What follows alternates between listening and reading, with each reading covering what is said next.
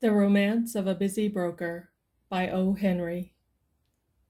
Pitcher, confidential clerk in the office of Harvey Maxwell, broker, allowed a look of mild interest and surprise to visit his usually expressionless countenance when his employer briskly entered at 9:30 in company with his young lady stenographer.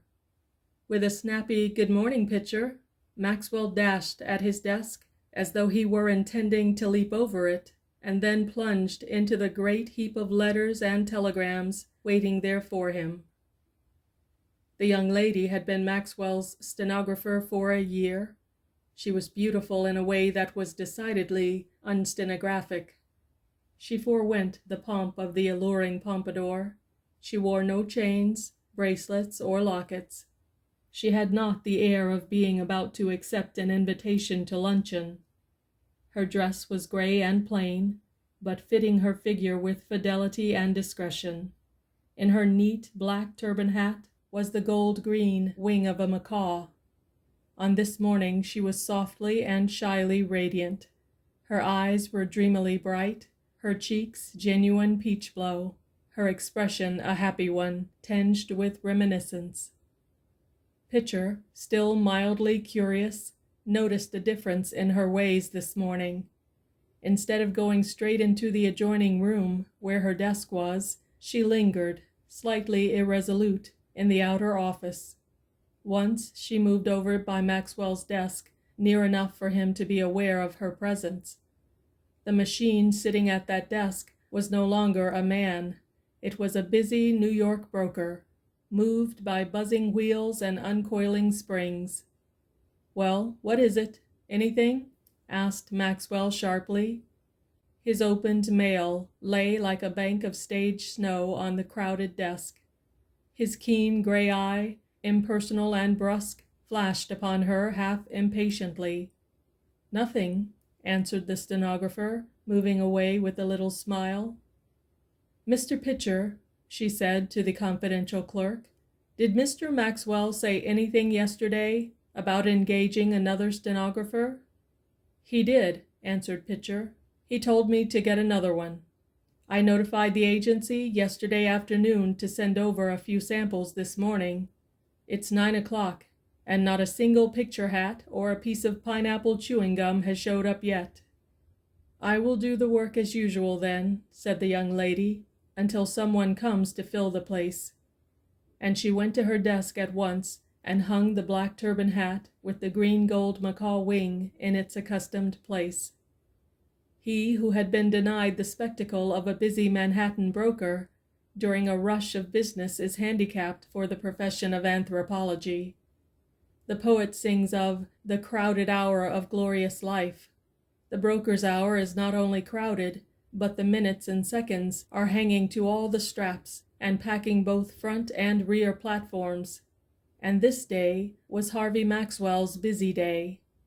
The ticker began to reel out jerkily its fitful coils of tape. The desk telephone had a chronic attack of buzzing.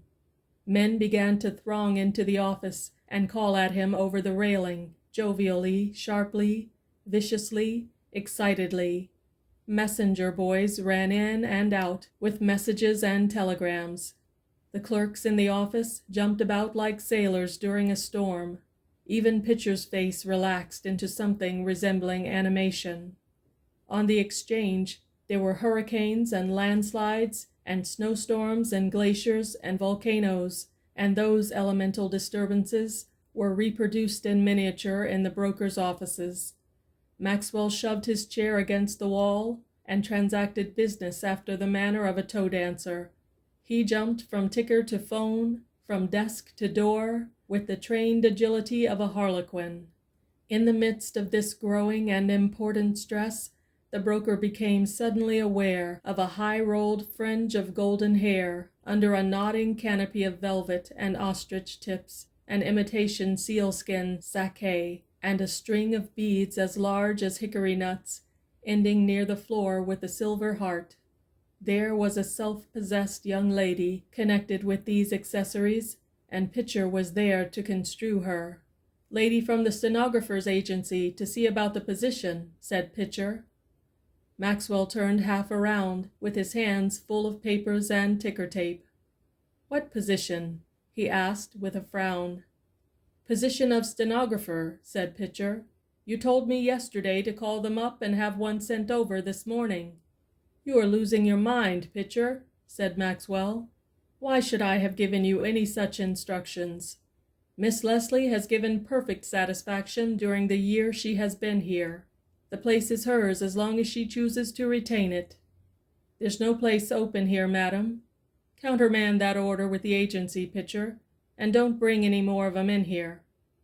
The Silver Heart left the office, swinging and banging itself independently against the office furniture as it indignantly departed. Pitcher seized the moment to remark to the bookkeeper that the old man seemed to get more absent-minded and forgetful every day of the world.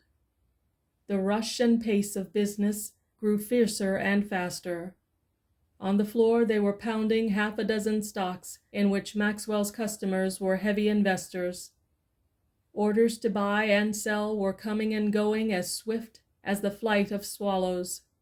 Some of his own holdings were imperiled, and the man was working like some high-geared, delicate, strong machine, strung to full tension, going at full speed, accurate, never hesitating, with the proper word and decision and act, ready and prompt as clockwork.